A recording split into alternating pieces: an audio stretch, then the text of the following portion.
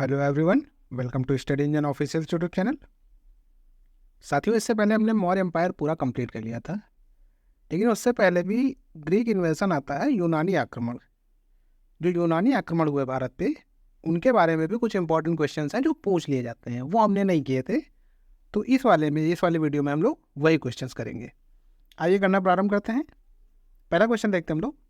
पहला क्वेश्चन हमारा है, Which one of the following dynasties was ruling over North India at the time of Alexander's invasion?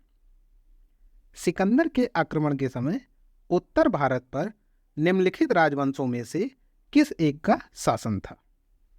आपके options हैं नंद वंश, मौर्य वंश, सुंग वंश और कण्व वंश।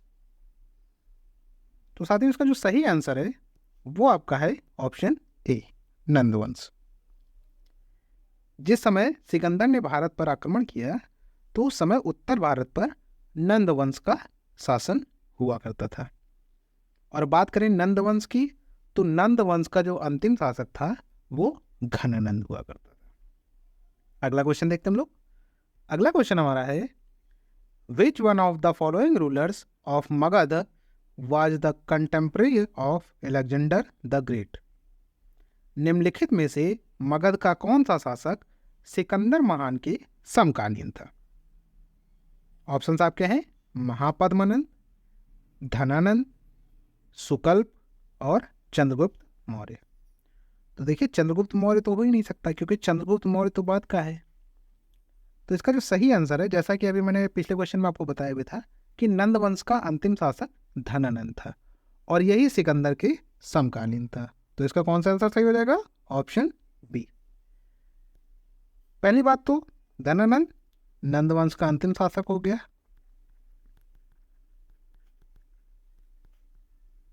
अंतिम शासक था ये। इसके अलावा जो यूनानी लेखक हैं, घनानंद को अग्रमीज कहते थे। यूनानी लेखक घनानंद को अग्रमीज कहते थे। एक और इतिहासकार हुए हैं जिनका नाम है जेनोफोन। जेनोफोन जो थे, इन्हें बहुत ही ज्यादा धनाढ़ बताते हैं, यानी काफी धनी व्यक्ति थे। बात करें घनानंद का सेनापति, तो घनानंद के सेनापति का जो नाम मिलता है वो मिलता है भद्रसाल। आइए अगला क्वेश्चन देखते हैं हम लोग। अगला क्वेश्चन हमारा है, the women of which Indian republic or kingdom had taken up arms against Alexander after a large number of its soldiers had been killed or wounded in the battlefield? किस भारतीय गणराज्य या राज्य की महिलाओं ने युद्ध के दौरान मैदान में बड़ी संख्या में सैनिकों के मारे जाने या घायल होने के बाद सिकंदर के खिलाफ हथियार उठाए थे? ऑप्शंस आपके हैं अभिशार, ग्लौसई, कट और मस्सक। तो साथियों, इसका जो सही आंसर है वो आपका है ऑप्शन डी, मशक।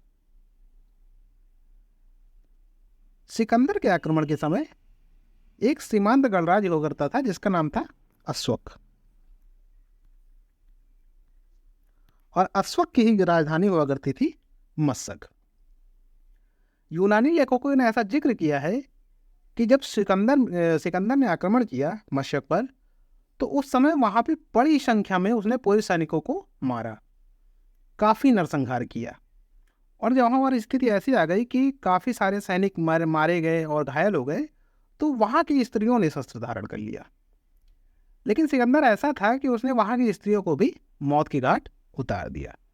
तो इसका साथियों जो सही आंसर है वो है मस्सक। अश्वक गणराज्य की ये राजधानी हुआ करती थी और वहां के महिलाओं ने सिकंदर के खिलाफ हथियार उठा लिए थे। अगला क्वेश्चन देखते हैं हम लोग। अगला क्वेश्चन हमारा है, name the brave Indian king home Alexander defeated on the bank of river Jhelum. ये एक्स्ट्रा लिखा हुआ देखिए। हाँ, उस भारतीय वीर राजा का नाम बताइए जिसे सिकंदर ने झेलम नदी के तट पर पराजित किया था। ऑप्शंस आपके हैं अंभी, पोरस, चंद्रगुप्त मौर्य और महापद्मनंद। तो साथियों इसका जो सही आंसर है वो आपका है ऑप्शन बी, पोरस। पोरस को ही पूर्व नाम से भी जाना जाता था।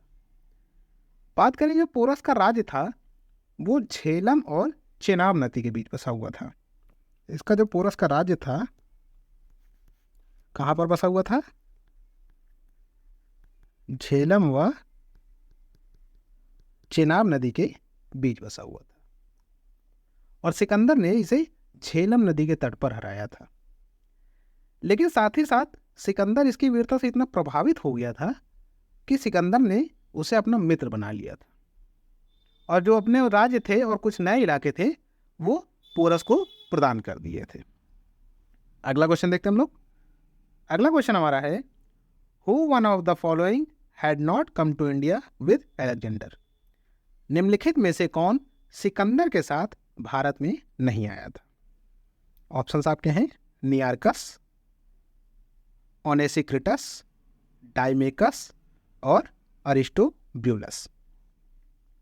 तो साथियों इसका जो सही आंसर है वो आपका है ऑप्शन सी, डाइमेकस। जैसा कि अभी हमने मौर्य शासन पिछले वीडियो में पढ़ा हुआ है तो वहाँ पे मैंने आपको बताया भी था, जो डाइमेकस था इसको भेजा था राजा एंटोकियस ने। सीरिया के राजा एंटियोकस ने भेजा था और किसके दरबार में भेजा था? बिंदुसार के दरबार में।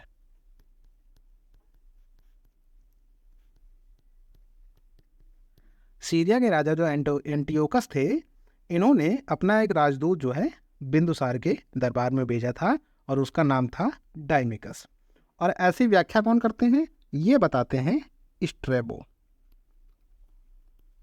स्ट्रैबो नामक इतिहासकार जो हैं वो बताते हैं कि सीरिया के राजा एंटियोकस ने बिंदुसार के दरबार में डाइमेकस को भेजा था। आशा करते हैं सारी चीज़ें आपको अच्छे से समझ में आ रही होंगी। अगला क्वेश्चन हम लोग देखते हैं। अगला क्वेश्चन हमारा है, the four most Indo Roman trading station in eastern India was. पूर्वी भारत में सबसे प्रमुख इंडो रोमन व्यापारिक स्टेशन था। इंडो रोमन यानी इंडिया और रोम के बीच आपका जो व्यापारिक स्टेशन जिनमें आदान प्रदान होता था चीज़ों का, वो कौन सा हुआ करता था पूर्वी भारत में? ऑप्शंस आपके हैं राजगीर, अरिकमेडु, भाग्रपीर और तामलुक। तो साथियों इसका जो सही आंसर है वो आपका है ऑप्शन बी, अरिकमेडु। अरिकमेडु जो था वो पूर्वी भारत में सबसे प्रमुख इंडो रोमन व्यापारिक स्टेशन हुआ करता था। यहाँ से आपके एम्फोरा जार और एरेटिन जैसे मृत भांड प्राप्त हुए हैं। आशा करते हैं सारी चीज़ आपको अच्छे से समझ में आई होंगी। इससे रिलेटेड जितने भी इंपॉर्टेंट क्वेश्चन थे वो मैंने सारे यहाँ पर करा दिए हैं। अगर वीडियो आपको पसंद आई हो तो वीडियो को लाइक कर दीजिएगा, वीडियो को अपने दोस्तों के साथ शेयर कर दीजिएगा और कमेंट करके हमें बताइएगा कि वीडियो आपको कैसी लगी। जो भी लोग चैनल पर नए आए हैं वो चैनल को सब्सक्राइब करके बेल आइकन को जरूर दबा लीजिएगा ताकि आने वाली नोटिफिकेशन आपको मिलती रहे। धन्यवाद।